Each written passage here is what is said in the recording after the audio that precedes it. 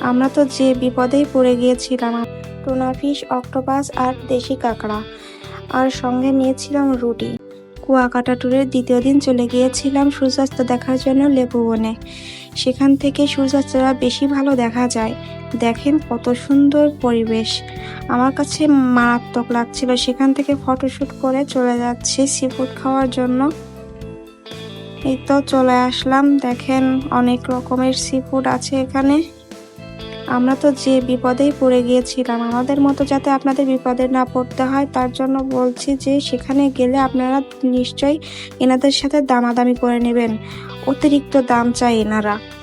যাই হোক, আমরা দামাদামি করে নিয়েছিলাম। তারপর এই তো আমরা নিয়েছিলাম টুনা ফিশ, অক্টোপাস আর দেশি কাঁকড়া, আর সঙ্গে নিয়েছিলাম রুটি। অনেক ভালো লাগছিল খেতে। আমরাও খাই, তোমরা আরো মিনি ব্লগসের জন্য সাবস্ক্রাইব করো। বাই।